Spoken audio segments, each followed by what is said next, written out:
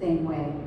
And so much of how we do things is sociologically dictated, right? It's the way the way that we've always seen things in our society, the way that church has always been run.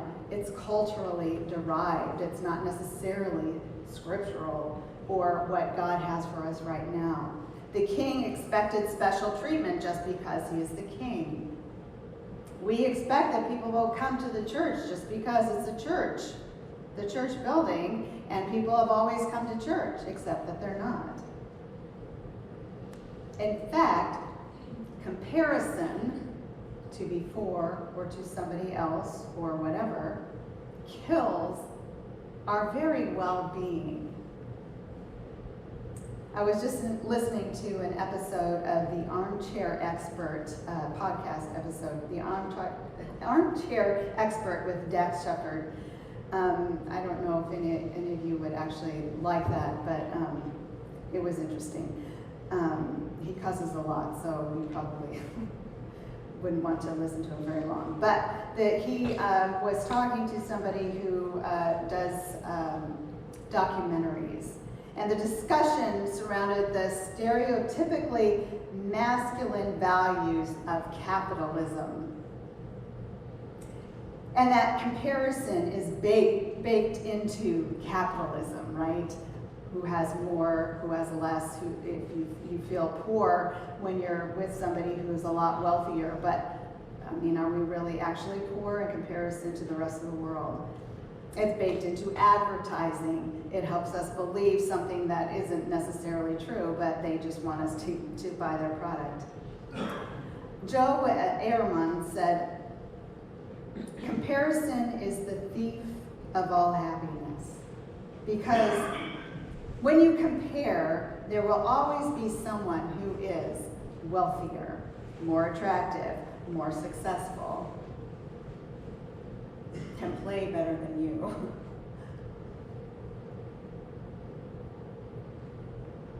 This was so lovely and hot.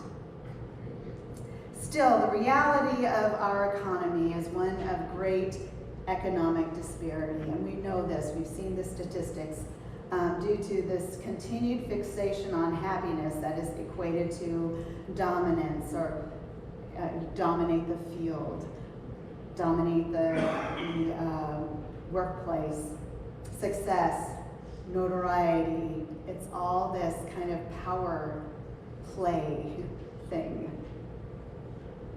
And neither major political party has the answer to a viable, more equitable system. In fact, only 7%, they found, elevate from the bottom economic quintile to the top.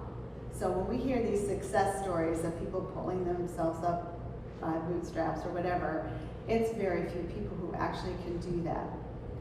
One study describes how the zip code into which one is born is the largest determinant of economic success. If you go to the right school, then you're going to have a better chance of succeeding, of excelling. But we do know that collaboration and the sharing of power precipitates the most effective leadership and creative outcomes. But those who are equipped and equally capable of leading in any given industry, yet do not have privilege, the right connections, overlooked because of gender or ethnicity or attractiveness or speaking style, the way they dress, will only have opportunity to participate in leadership when those who occupy that leadership space move aside, give up that space, or at least some of it, or share it outright. Shared leadership only happens when it is actually shared. But it has to be the people who are in power to say, you know, I bet this person can do it just as well and probably bring something more creative to it. It requires trust that while I no longer hold all the power, I also no longer hold all the responsibility. I'm also no longer the only source of the creative vision. And then I must be willing to let go of some of my brilliant ideas and consider someone else's perhaps more brilliant ideas. And even better, when we collaborate, we come up with something we would never have come up with on our own. We need to lead together and consider elevating other people. But we lead in so many ways. Remember the stats on zip code and economics.